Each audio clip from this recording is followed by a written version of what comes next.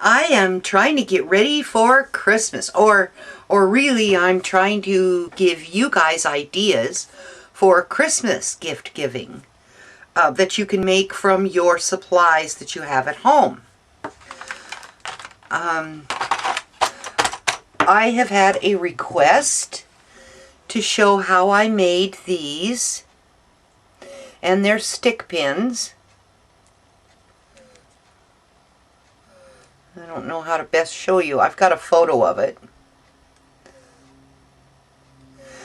They're the Tim Holtz facets, and I finally used the last one out of here. The last four is what I had. They have these really cool shapes, almost like gems. And I'm using these as push pins on the cork bulletin board that I've made. So I don't have any of those left, but I do have the Tim Holtz Fragments. Oops, there. That would work better if I put it up there. There are some of these large ones, like this. And there are large ovals. For anyone that makes jewelry, like necklaces, pendants, whatever, these would be really cool to personalize and give as Christmas presents. That's like a, I don't know, looks kind of like a little tag. So anyway, there's a lot of oh, and there's even some smaller.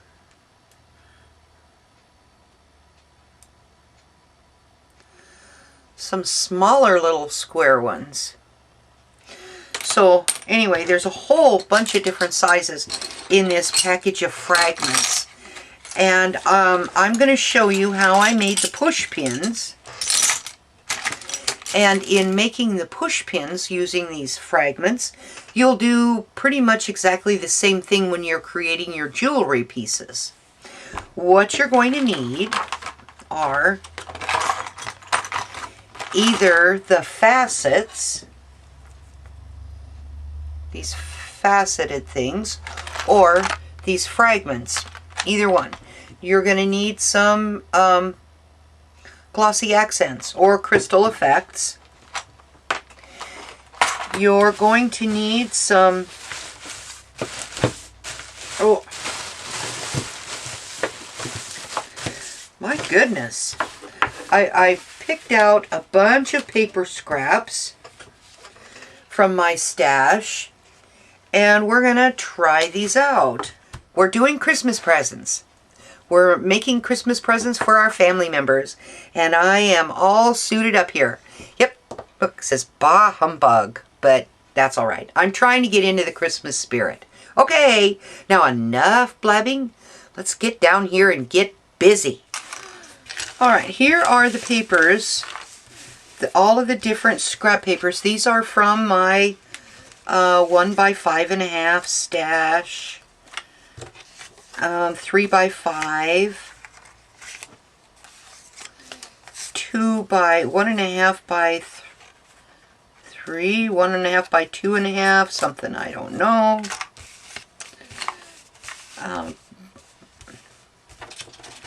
There's maybe a 2 by 4.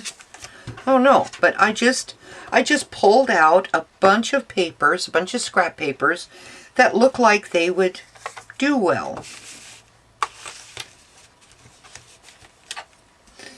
So just lay your piece on the paper.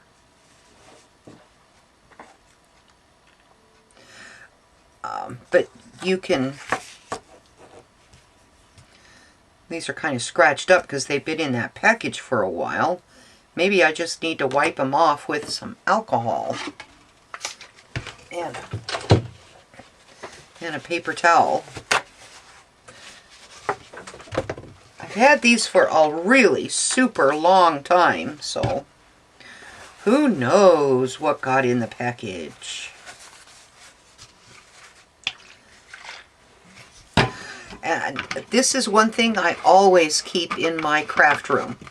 A bottle of rubbing alcohol or surgical spirits.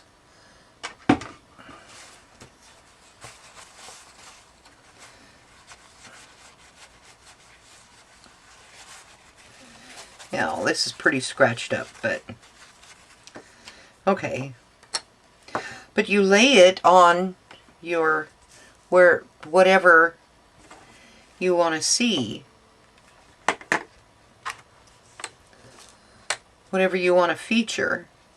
Here's one that has little flowers in the swirls. So that would be cute. So I think I am going to use this. I like that. Now, this is probably closed. Yes, dried shut. Okay.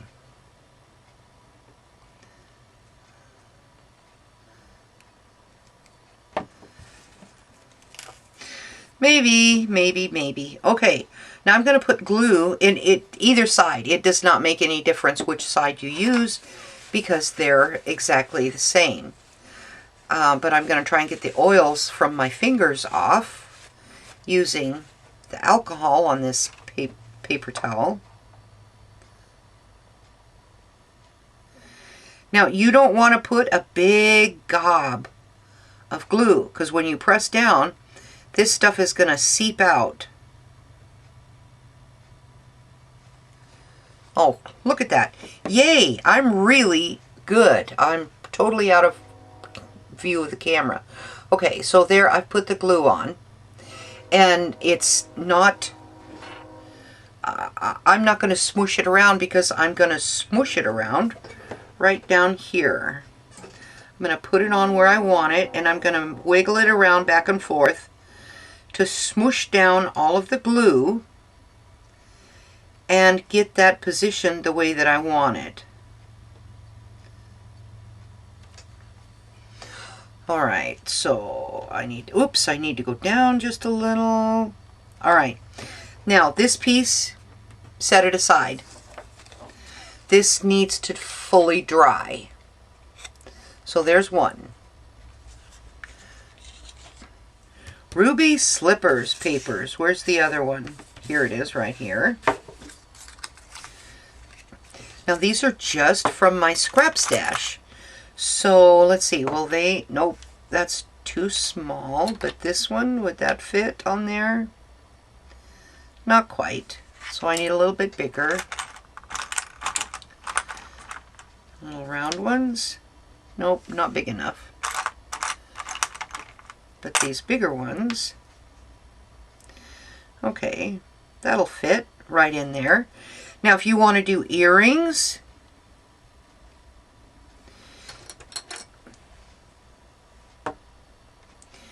you can do 2 of them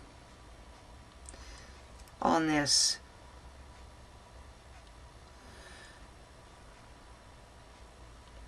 Get them both going in the same direction, but there is the start of a pair of earrings.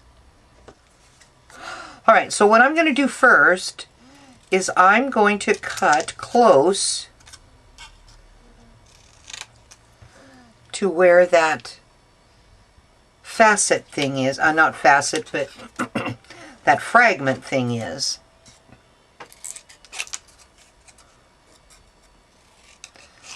Some of this paper, some of this extra paper I'll save for later. Might use it on some other project. And some of it I might just throw away. So I've only done these 3. Now I'm going to cut real close. This Glossy Accents has dried for about an hour and a half.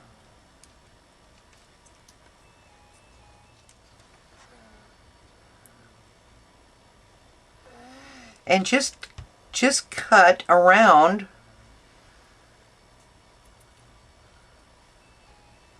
just cut around the edges and get the paper off. And I'm going to use an emery board to sharpen this even better.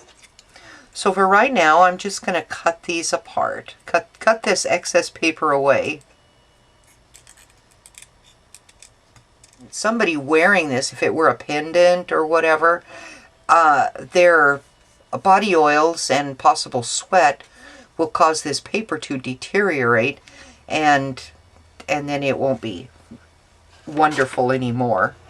So you'll put Glossy Accents on the back of that. The facet things, they have a hole in them because they are meant to you know, be jewelry or hang. What are those things called? Oh, I can't remember. Charms. Charms, that's what they are. They're supposed to be charms. So the hole is right there in the facets. But in these fragments, it has a little bit of a tab on them where the hole is.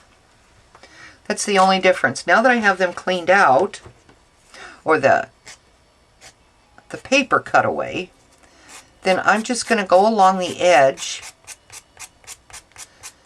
with my nail file, emery board, and cut up my jagged edges from my shoddy cutting job.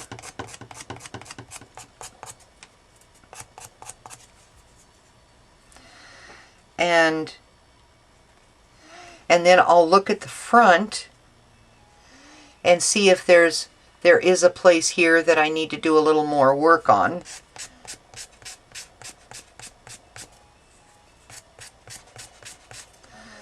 To get that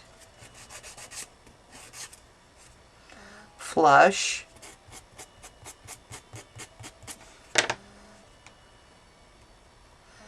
And that's some glue, so I can get that off. All right.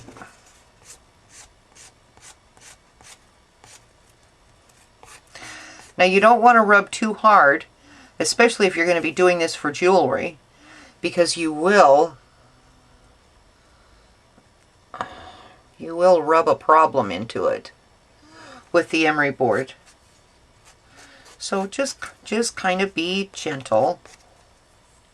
I need my pokey tool, and I am going to, there's a hole in there. Oops, there you are, right there. There's a hole right there.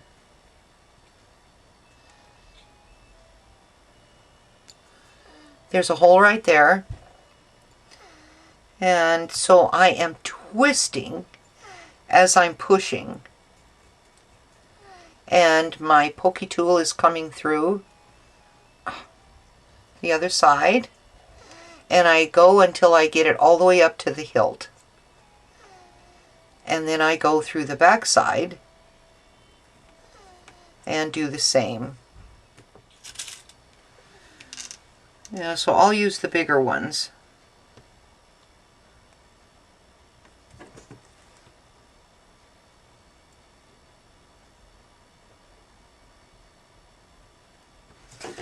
All right, for now. Okay, let's try this over.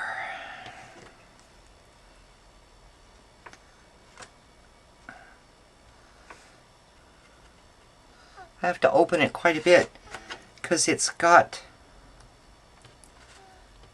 there. Okay, this'll work without falling all over. Okay.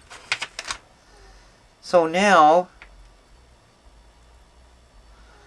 with my 2 pairs of pliers, I've got to push back with my right with this one, and I've got to pull forward with this one without twisting, you know, without causing it to misalign. And I need those, where is it? There. I need those little loop things together. So I'll just do that.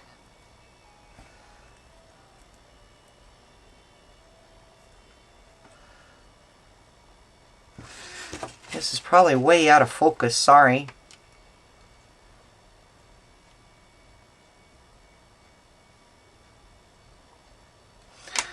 Alright, I finally have that closed. If I were to put a push pin in that now, with the push pin being this way, alright, back up some.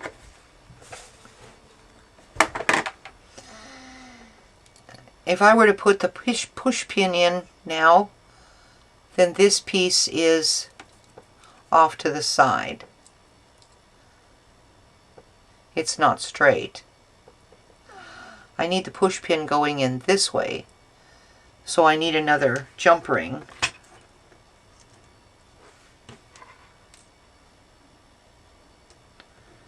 Let's see.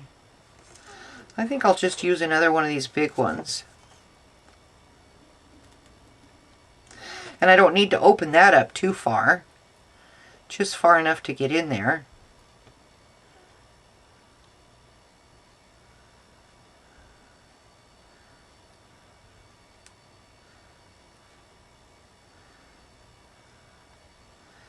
And to get closed.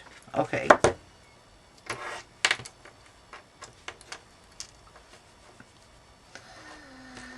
So there is that. Now you can hang this as, like I said, as a charm. And my push pin is going to go right in there.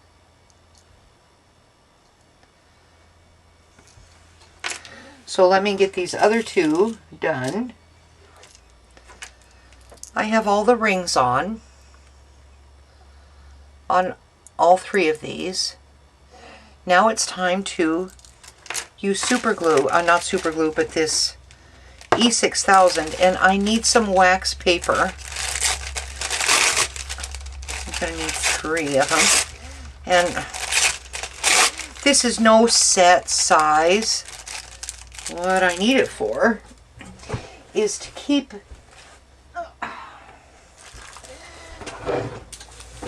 it from sticking to the board when I put the E6000 on. Alright. I'm putting the push pin through the top jump ring. I need to put a dab of E6000, just a small dab right down there. Just, I don't know, everything's clear. I don't know how you can see that, but anyway, it's on there. And, nope. Make sure your dangly part is facing the head.